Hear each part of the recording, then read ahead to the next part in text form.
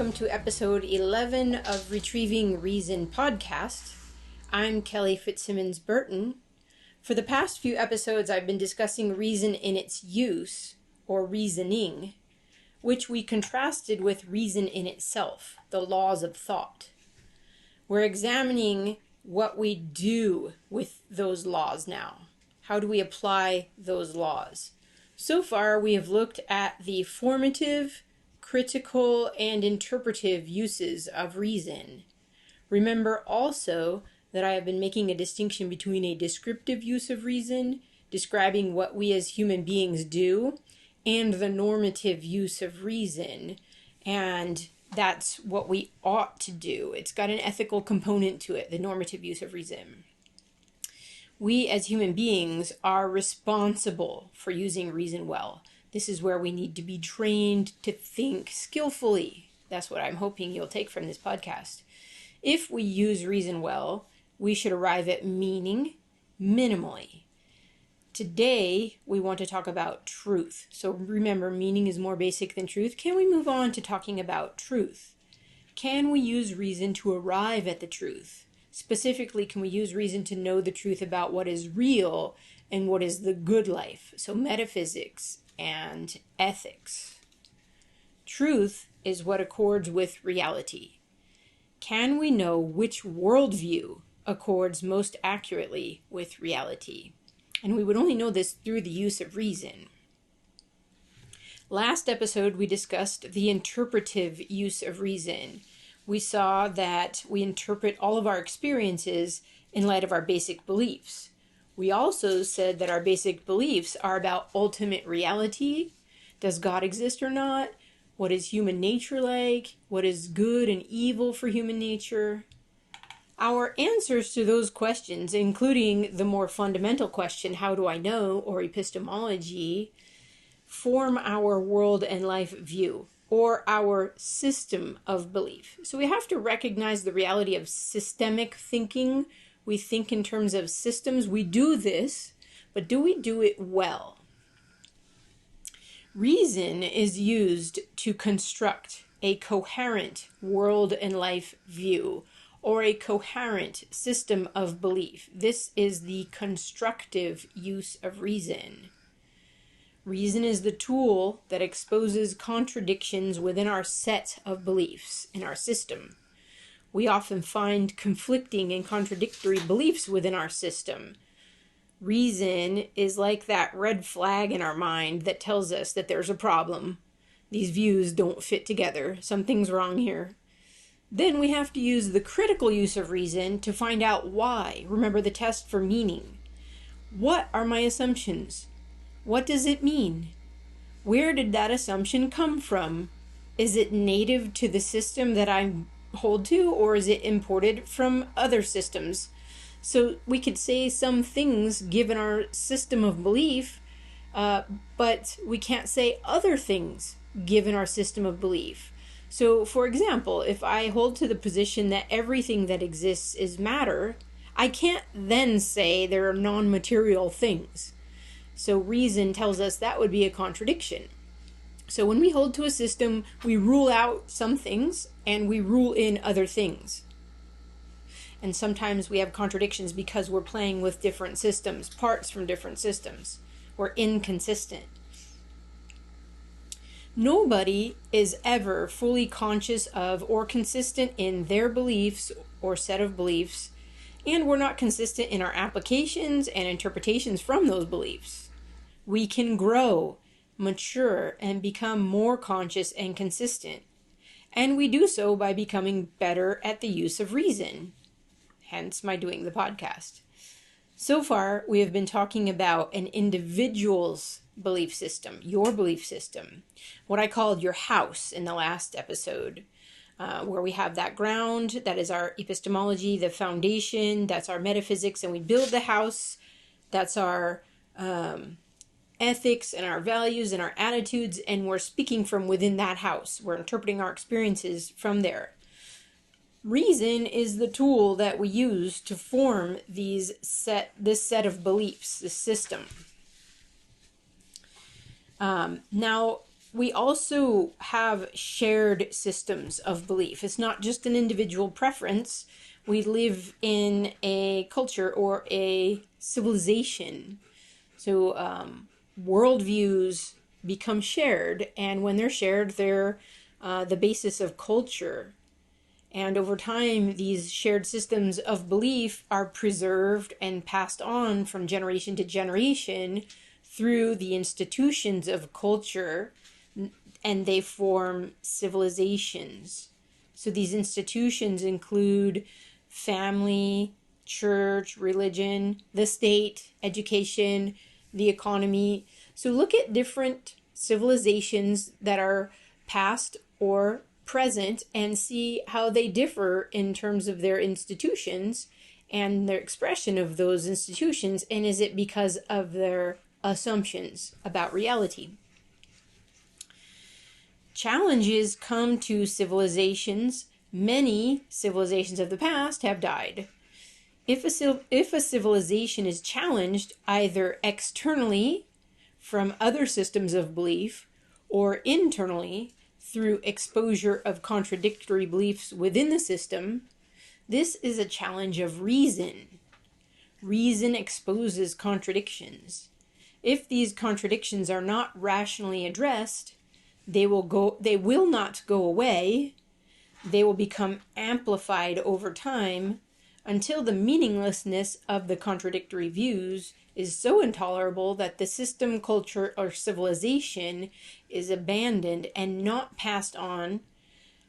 Or the opposite could happen. The contradictions are adequately addressed, and that system, culture, or civilization reaches a deeper level of understanding.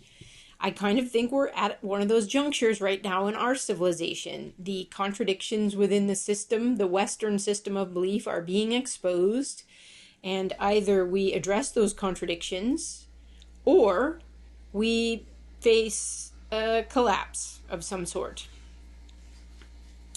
The constructive use of reason builds upon assumptions the way we build a house on ground and a foundation. The constructive use of reason is not the critical use of reason, which backs up and critically analyzes the ground and foundation and tests them for meaning. So we have assumptions, we construct from those assumptions. The critical use of reason would have us go, wait, do we have proof for those assumptions? Do we have an argument for those assumptions? Systems of belief are often taken whole and are accepted as true by those who inhabit these beliefs. But just because a system of beliefs has been passed on to us, has been around for a long time, is promoted by really intelligent people, or is popular in the academy, does not make it true. We must apply the critical use of reason as a test for meaning first. Many belief systems begin with a contradiction at the base. And this is something you can discuss in metaphysics. There are not many basic beliefs. There's two: all is eternal or only some is eternal. And of those options, one of them is going to be contradictory. Many philosophers in the past have built grand and often beautiful systems of belief that do not reflect reality because they do not build on assumptions that were meaningful. They had a contradiction. In the history of philosophy, the rationalists have been most guilty of constructing systems that have faulty foundations. They made grand claims in the name of reason, and they gave reason a bad name. Some philosophers that come to mind that were rationalists: Descartes, Berkeley, Plato, Hegel. Grand systems in the name of reason that don't match reality. So please do not equate reason with rationalism. That's not the same thing. Rationalism is the mere constructive use of reason without the critical use of reason, and we must have both. And in the order of the critical use of reason first, then the constructive use of reason. We need not shy away from systems and system building. Some philosophers are anti-system. Contemporary philosophers, some of them are anti-system. because of the past. But we ought to be equipped to think critically about all past, present, and possible world and life views. Not all systems of philosophy are equally coherent. There is a theory of truth called coherentism. I should touch upon this. This view holds that a set of beliefs or a web of beliefs is true if there are no contradictions in that web of beliefs. This is different than the correspondence theory of truth that says truth is what corresponds with reality, which is the version I'm going with. And if you want a defense of it, check out my book, Retrieving Knowledge. I had to put that plug in there. Coherentism is the mere constructive use of reason. There are many competing coherent systems. How do we know which one to go with? How do we know which one to build our life upon? Coherentism has a prior problem. It denies that we could know which system matches reality. We can't know because it's starting with skepticism. Why should we go that way? Why assume we cannot know if a belief system matches reality? The test is this. If our starting assumptions violate the laws of thought, it cannot be meaningful and it cannot be true and it doesn't match reality. Test the assumptions about what is eternal. Either all or only some is eternal. Whichever one contradicts can't match reality. Both statements cannot be true and both statements cannot be false because they are contradictions, and we know by the laws of thought that contradictions cannot both be true. So here's another use of reason. Okay. There is good news and bad news about the constructive use of reason. I'm going to give you the good news first. The good news is that as we individually and corporately become more conscious and consistent in the use of reason on all levels, formative, critical, interpretive, and now we're talking about the constructive, we will become mature in our thinking and in our living. We'll be concerned with being conscious and consistent. And we can grow from reason to meaning, to truth, to knowledge, to understanding, and to wisdom, which is the pinnacle of human achievement. So says I. We want wisdom. Wisdom is knowing the good and how to live the good, how to apply it in every decision of life. So that's what we get when we use reason more and more consciously and consistently. Our lives and work will be fruitful. Corporately, we will find unity amongst ourselves. We can work together towards the good and fullness of life. And that's what we really want. Fullness is meaning, and we want meaning and more meaning. We can only get meaning through reason. So maturity, fruitfulness, unity, fullness, this should be our motivation for using reason well. This should prod you to go further in your use of reason. All right, now for the bad news. The bad news is that as we individually and corporately become less conscious and less consistent in the use of reason, we will see lack of meaning, distortions of the truth, or skepticism and fideism, cultural decay. It starts to fall apart. Why? Because we're divided. We're not united, and we don't have a common goal. Everyone's doing their own thing. And we'll see cultural collapse, civilizational collapse, because the young people won't be motivated to pass it on to their children. So, distortion, decay, collapse, division, these should be our motivation for using reason well.